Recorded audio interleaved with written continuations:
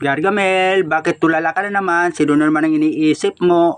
Siguro hinahabol mo na naman yung pagkain mo kagabi, no? O kung ano ang ulamin natin ngayon. Amening Gargamel, mamaya pinaplano ka na naman na maglakwatsa na naman kay mamang gabi ni Mingming, Michor?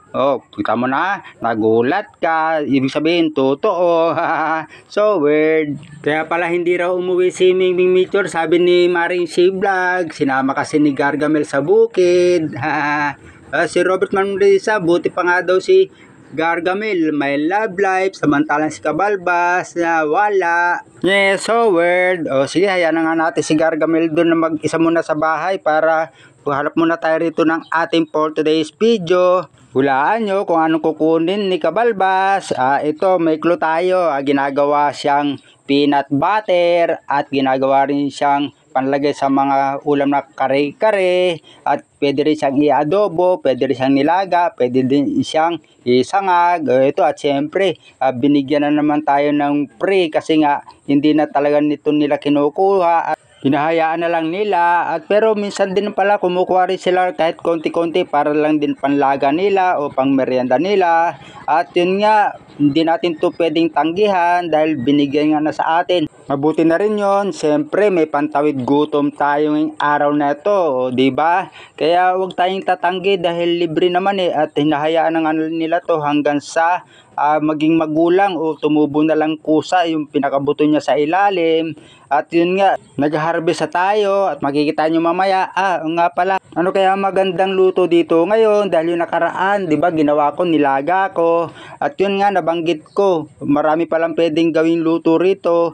Pero ngayon, hulaan nyo. Sige, ito ang clue.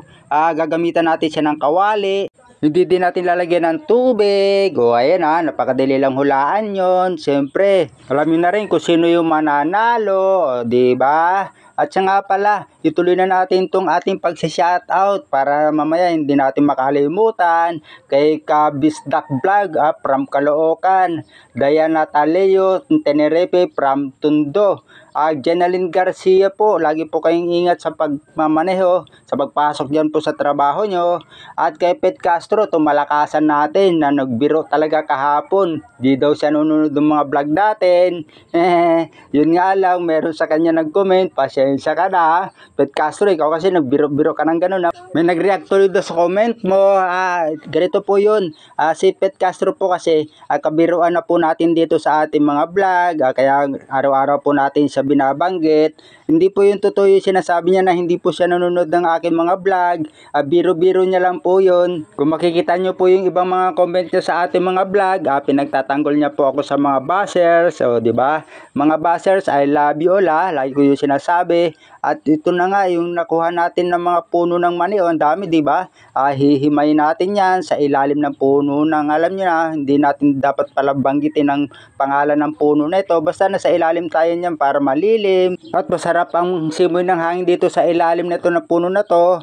At yun nga, malilim na siya. Bigla ko nga pala naalala dahil meron nag-comment doon sa ating tungkol doon sa bayabas, sa binalutan natin ng plastic na madali lang daw yung mabubulok. Yun nga sabi niya sa akin, pero may dinugtong pa siyang salita. Hindi ko na lang uulitin kasi wag tayo pumatol sa ganung mga klaseng bagay. Napakaliit lang yun, wag natin palakihin. Enjoy lang natin yung ating buhay dito sa bukid. Alam nyo naman, masarap dito mamuhay, maraming mga libre tulad nga nito, kinukuha ko ngayon. At mamaya papakita ko sa inyo kung totoo ba talaga na madali na lang mabulok daw yung sinasabi niyang bayabas na nilagyan ko nga ng plastic. At bago naman natin ginawa yon, siyempre nagtanong muna tayo rito sa mga marurunong sa mga bunga na ginagawa din nila sa kanilang mga pananim. Tulad ng ampalaya, di ba, binabalutan nila ng plastic yon para hindi raw kainin agad ang insekto at hayaan na lumaki. At yun nga, kusa naman siya lumalaki kahit nasa loob ng plastic. Ayun din ang pinagtataka ko nung una, mga kabalbas. Pero kung hindi natin susubukan, di natin malalaman. At yun nga pala, marami na tayo nakuha nito at uwi na tayo. Salamat po ulit sa nagbigyan ng libre nito para meron tayong panghapunan ngayong araw na to. At yun nga, nakita nyo naman, ang dami-dami natin nakuha. Pero saglit lang natin yung kinuha, di ba? At pagtiyagaan din natin linisin yan. Ang paglilinis pala nito, kailangan kususin natin mabuti para mawala yung kanyang pinakalupa na dumikit sa kanyang katawan. Para pag niluto natin mamaya, okay pa sa alright. O yun nga, hinugasan natin ito mabuting-mabuti. Nilalagay na nga natin sa kawali. At yun nga, sinalang na natin siya. O, nahulaan nyo na ba kung anong gagawin natin luto dyan? At siyempre, comment nyo na yung sagot nyo dyan. Hindi ko binanggit kanina ha. At habang nakasala nga pala yun, ipapakita ko sa inyo ngayon kung totoo ba na nabubulok agad yung ating binalutan na plastic na bayabas. At para mapatunayan din natin sa kanya na mali yung kanyang sinasabi. Pero okay lang yun.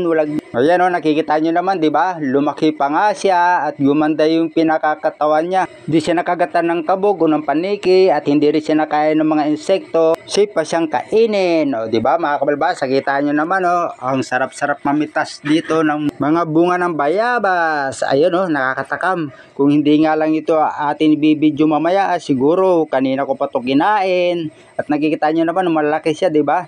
Maganda yung pinakahugis ng kanyang pagkabilog. O, yan, nakikita nyo naman na actual na natin kinuha yan mismo sa pinakapuno ng bayabas. At yun nga, balikan natin itong ating niluluto dito sa kawali. At baka nga naman masunog, halu-haluin natin. At tsaga-tsagain lang natin lutuin na ganyan. At kung nilaga naman natin yan, siyempre haya lang natin kumulo hanggang sa maluto. Ganun din ito, kaso lang ito, halu-haluin lang natin yan hanggang sa maluto ang kanyang pinakalaman sa loob. Dating gawi, siyempre himay natin muna yan ng paisa-isa para mamaya kain lang na tayo ng kain. At alam nyo naman, nakakainip pag isa-isa mo pang babalatan. O yun nga, nakikita nyo naman ang sarap-sarap kung makikita nyo pati yung bayabas sa tatlo. Tamang-tama lang yung pagkakahinog niya, hindi siya masyadong kahinugan o malambot. Bago nga pala matapos ang ating pagbo-voice over, siyempre hindi natin nakakalimutan ang ating bossing. So Word Archie, kamusta? Amigo Rijarudahe, pambihira. Hindi ko pwede makakalimutan yung mga ganyan mga pangalan ng mga malakasan. Si Pete Castro, nabanggit na natin yung kanina. Diba? Ang ganda-ganda yung comment niya. Akala tuloy nung iba na nakabasa nung totoo. Uulitin ko ulit mga kabalbas, nagbibiro lang po siya sa kanyang comment na yon. Araw-araw po yung nanonood at inaabangan nga po palagi yung aking mga vlog nun eh. At yun nga, siyempre ito, kain na tayo. Unang subo, siyempre sa inyo palagi. At ang sunod-sunod naman, siyempre, walang iba kundi kay Kabalbas. Pero nasubukan nyo na rin ba ganito kumain panghapunan nyo o pananghalian nyo na ganito lang klaseng pagkain? Dito kasi sa probinsya, masipag ka lang talaga maghahanap at magtatanim, sigurado hindi ka magugutuman. O di ba, alam niyo ng mga taga-probinsya, siyempre mga OFW natin diyan, shoutout po sa inyo ulit. Sana na gustuhan niyo po ninyo ngayon ating munting video. At yun nga, lagi nyo pong tatandaan na pinapakita lamang po ni Kabalbas ang realidad ng buhay natin, lalo-lalo dito sa Kabukiran, dito sa aming mahal na probinsya, kung paano po tayo na mamuhay na simple lamang.